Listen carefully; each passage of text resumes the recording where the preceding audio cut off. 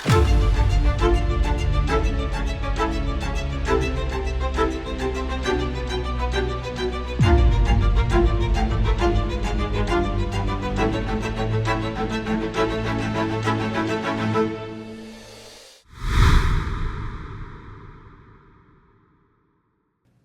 welcome back to another episode of Keep Standing. I'm your host, Dr. Timothy Sloan. And before we get started, I want to ask you to do me a big favor. Make sure that you like, subscribe, and share this content with individuals that you think this will be a help for them. Hopefully it's benefiting you, and I know it'll be a benefit to them as well. Well, listen, today I am excited to have one of my good friends here sharing with us today, Bishop Donte Hickman. He is a native of Baltimore, Maryland, very proud pastor of the Southern Baptist Church. He's also a graduate of Wiley University, one of our great HBCUs right here in Texas.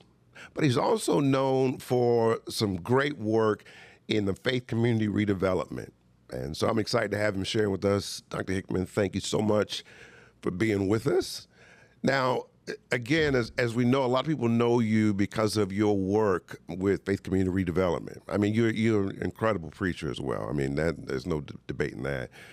But there's a backstory to this that, we don't always tell people about, that everything isn't always rosy. And, we've shared this before, that really getting to certain points really kind of comes by way of dealing with some difficulty.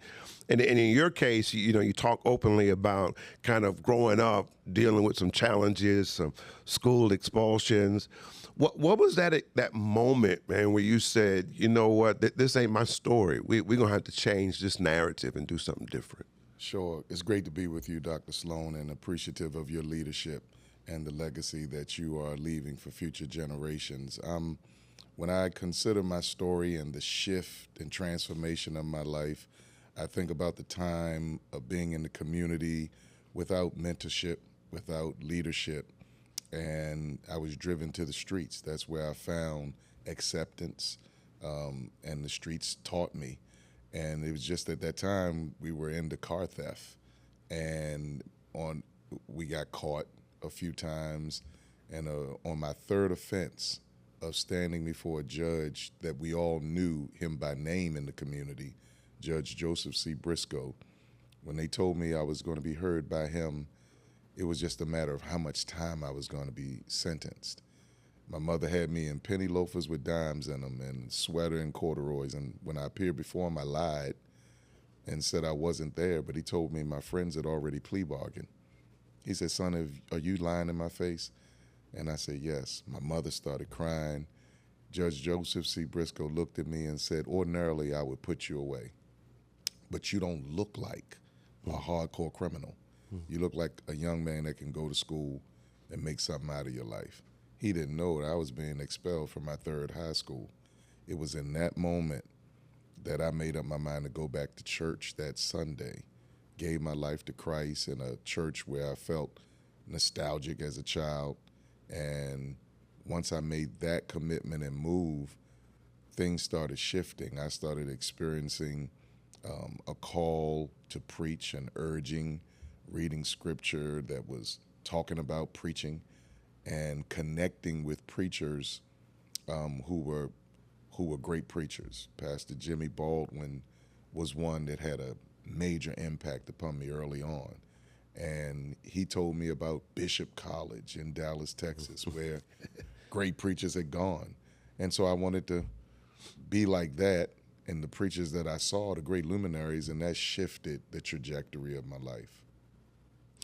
We don't always tell that story, about, man, things ain't always what you think they are behind the scenes. How important, is that, us being kind of okay with that back narrative because of how it shapes our lives? I think it's imperative to be transparent.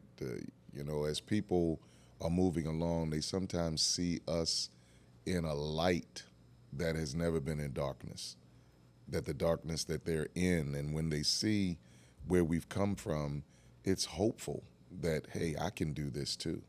I can change too. I can be better too. And so I make it a point to leave those notes in my biographical sketch.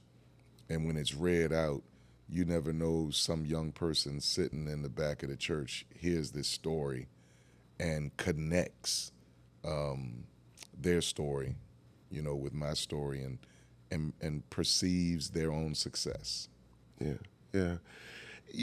When you talk about that, I want to dig for just a second there, because I knew I grew up in some similar capacities as your story, single parent home, only child, but a part of my narrative is what shaped my calling.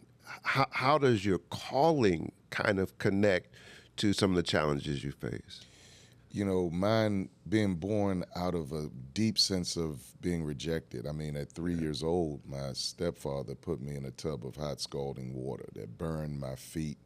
And I had to live with the shame of those burns, going to splash parties and having to always explain my condition. And then not knowing that deeper within me was this distrust, not knowing love and compassion and being accepted. And I believe when that judge on that day saw me, he saw beyond the things that I didn't even see in myself. He saw something in my countenance that bespoke to him I was better than what I was portraying myself to be. And then the church was able to cultivate that acceptance. And then the ministry really shaped, that acceptance beyond my own personal rejection and the rejection of others that should have loved me. Yeah. Well, I think that for those of us who know you, how grateful we are that, even those challenges shaped you to be who you are, because, of course, your work is known nationally. And in fact, a big part of your work is community redevelopment, and I'm a huge fan from afar, man. I'm watching the posts, and I'm trying to see what Dante is doing, and every time I see, you're standing there with governors and leaders and mayors and talking about the work that you're doing, and so often it's under the radar. So a lot of people don't even know that when you drive through Baltimore, some of those big projects are the work of Dr. Donte Hickman. Yeah. Tell us a little bit about that, because we kind of started digging in it yesterday a little bit. Yeah. I think it's from my personal odyssey of my personal transformation that's a miracle. I'm in a community of abject poverty that suffered neglect and the dilapidation for 3 or 4 decades. And we're going inside of the church talking about God will make a way. Mm-hmm. And he can turn it around. And then we come out and look at a community that God's not turning around. And I think my own personal connection says if God could do it for me, then I have to do it for this community. I have to find a way to find the potential of this community to restore people and rebuild properties. And that has taken me on for the last 20 years of my 23 years as pastor of Southern Baptist Church. The church had already completed its first low-income housing tax credit project for seniors, 59 units, through their Community Development Corporation, and they were cutting the ribbon on the day I started pastoring in 2002. They put me on the board, but I had an insular and myopic vision for ministry. I wanted to build insularly a bigger church, like most young preachers. I want to build a mega church. Right. I want to preach around the country, my name in lights like Caesar Clark, Manuel Scott, and certain others. But the community kept calling. And how do we transform it? And we got into that process of developing a master plan for the community, developing partners with other pastors and churches, communicating to the bureaucracy that we're here as advocates and assistants for the development of our community, and then doing the kind of property acquisition and assemblage to make it a reality. And we've been in the throes of developing affordable housing and mixed-use property developments on the periphery of gentrified communities where we can build more diversified communities for historical residents and newer residents to come. When we were talking about this, you talked about how this work that you're doing almost came from a no or misstep. Tell us a little bit more about that, because I just found it fascinating. Yeah, when the church said, what are we going to do in the community and what are we going to do about development, I looked at the houses in the community and said, we have to restore people as we rebuild properties. What's the real and felt needs in the community? Let's do a demographic analysis. We discovered what they were. And once we said we were going to have all of these services, I said, well, what we'll do is put it in a house we own across the street from the church in this one nice block, and we'll name it after our last living member, Mary Harvin. It'll be the Mary Harvin Transformation Center. And we needed to change the zoning from a residential to a commercial usage. But the senior citizens in that block said they translated transformation as a transition home. Mm-hmm. And they said, we don't want people on drugs and who have AIDS living next door to us. I was saying, surprised they're all around you, but it's not that type of place. Man, about 30 seniors came downtown for that zoning meeting, and it's them against the pastor. And they said, we don't want it. They won. I went to their neighborhood association meeting and said, y'all whipped my butt. I learned my lesson. And they said, Pastor, it's not that we don't want what you have to offer. We just don't want it in that location. You own commercial property right behind us. Why don't you use that? And while you're at it, get the city to knock down that block of boarded up homes so we don't have to look at that out our back window. I said, wow. I evolved through conflict. Mm-hmm. It evolved from a row house of 700 square feet to 8,000 square feet. And then I looked across the street and saw what the church had already built and said, we can do a senior housing building and have ancillary services in that. And we built a $16 million senior housing facility called the Mary Harvin Transformation Center, where Johns Hopkins was a tenant to provide various services in that building. It was burned down when it was 50% completed during the uprising after Freddie Gray's death in police custody. And quite frankly, that's when our master plan took off, because during the fire, all kinds of reporters are coming to me, what are you going to do, Pastor? And I responded, I'm a man of faith. This is why we built this center. For whoever did this, we want to provide restoration to them. It blew up. The next thing I know, when the fires were over, our mayor at that time quoted in the front page of the paper, the Preakness is coming, the fires are over, we can get back to business as usual. I wrote my first opinion editorial in the Baltimore Sun, named after a book, Adventures in Missing the Point. That if we don't redress the human issues in our community, the fires will be like the fires of Centralia, Pennsylvania. They'll rise again, and this will be a cyclical event. Johns Hopkins president called me, emailed me, said, I want you to come to my office. I loved your op-ed. I got an opportunity to tell him that they drew their lines, their boundaries of development around Johns Hopkins Medical Institution incorrectly. They stopped at an elevated railroad track when the more natural boundary was the second largest park in the city. And he walked the community with me and said, Dante, you need a master plan. Introduced me to a great architectural firm. We had 4 meetings with over 300 residents at Morgan State University and developed the East Baltimore Revitalization Plan adopted by the city's planning department. And now I'm on the road of acquiring and developing property. Your story, man, is so fascinating. I read that piece.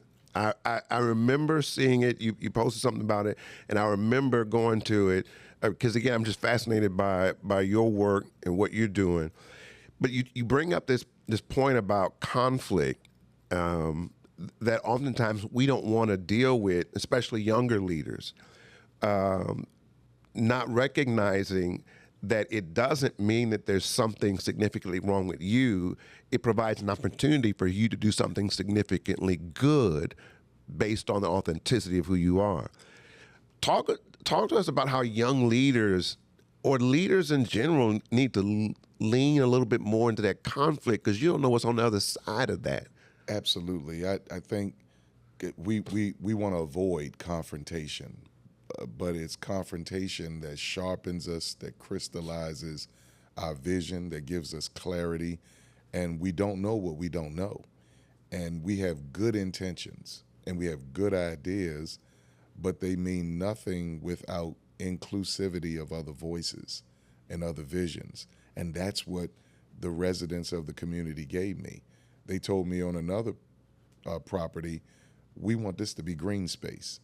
And I said, with bullets flying over your head while you're watching movies, they said, we want this to be green space. And then they finally said the church should purchase the property across the street. It had 3 liquor stores on it and some other derelict properties, but it was fortuitous for us to do that because we were able to acquire liquor stores out of the community, and now we're building a workforce housing project for over 90 residents. We would never know that without conflict. If you just depend on your own sense of comprehension and clarity, you miss so much. And sometimes I think it takes conflict to get our attention, to make us listen more intently so that we can sharpen what it is that we're striving to do. When you talk about the work, and I totally agree with every bit of that. I mean, there's a great book out called Stand, Learning to Lead Through Conflict. I'm familiar with the author just a little bit, but it talks a little bit about this whole conflict piece. But oftentimes, you really can gain or lose trust in the community or the people you serve based on how you handle that and how you navigate that. For you, was there like a turning point where it was like we can ride with Bishop Hickman because we see he's for the people here? Absolutely. I think conflict does make you stronger as a leader, be perceived as a leader. I ran from the first church I pastored in Philadelphia when they locked me out twice for no reason. And I said, the last thing I want to be is a pastor ever again. I got called to Southern Baptist Church, and the same type of conflict rose up.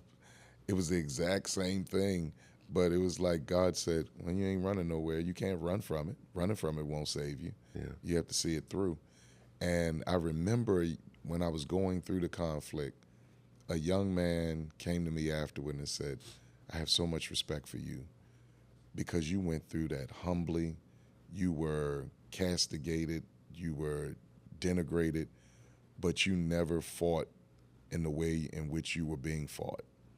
And you stood strong through it all, and it was how you won, and it was how you fought. It's the same with the community. When they saw the fire happen to the senior center, I thought they did it. I said, I came up when they told me there was, I'm in West Baltimore marching, helping the police to put out one fire, and somebody runs to me and says, your building's on fire.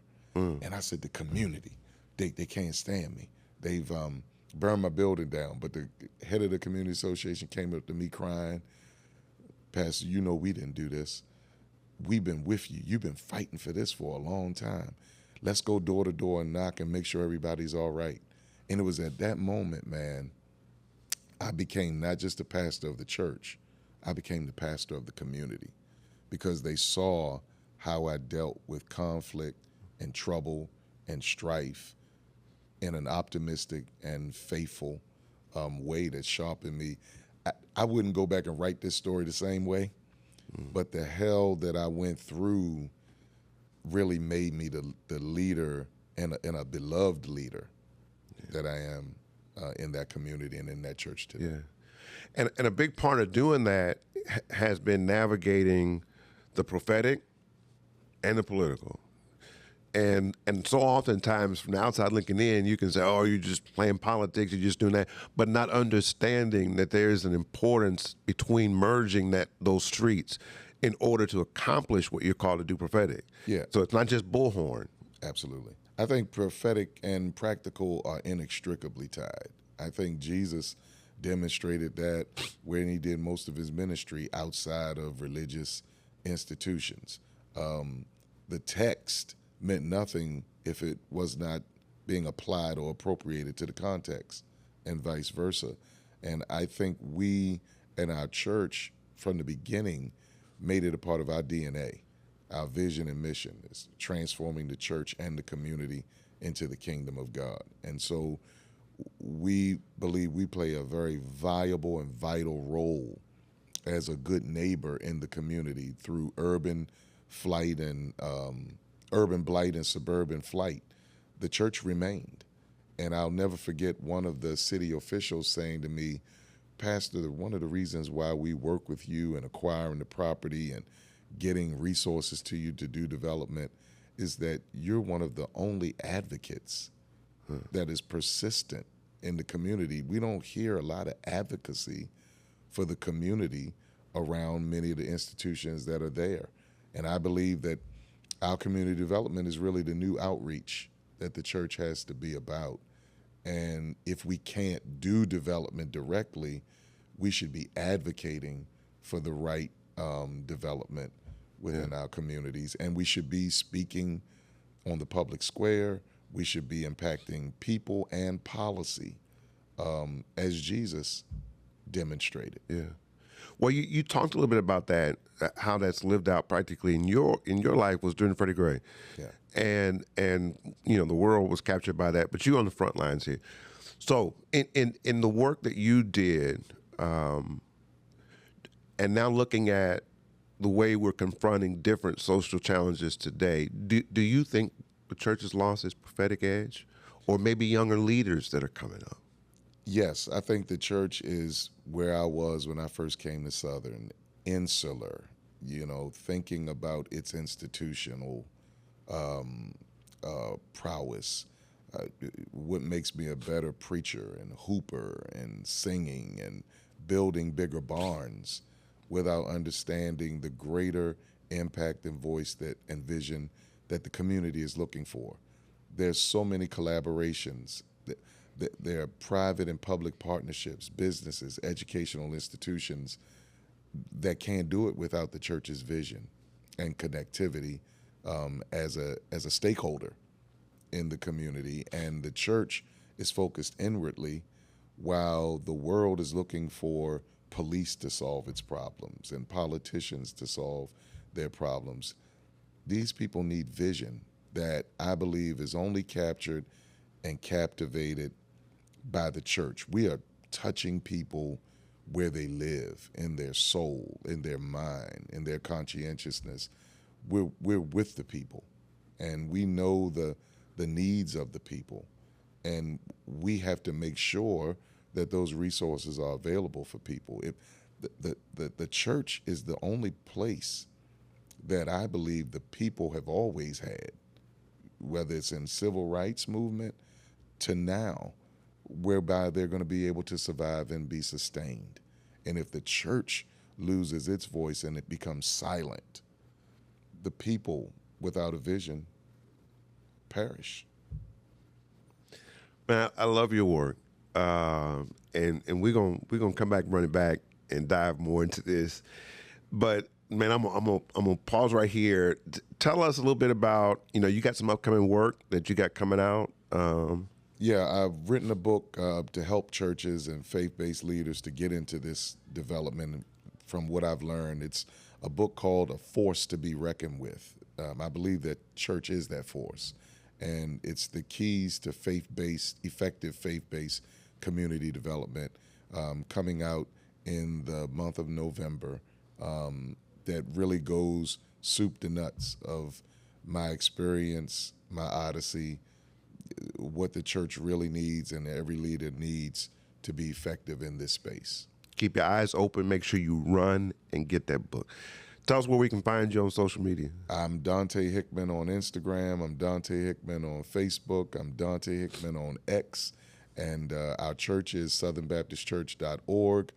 You can also find us at YouTube, The Southern Baptist Church. One of God's best preachers. We're going to run it back in a minute. Listen, thank you so much for being a part of this episode. Keep standing. Again, do us a big favor. Make sure you like, subscribe, tell your friends, share it with others. I know it'll be a big benefit to you. Until next time, keep standing.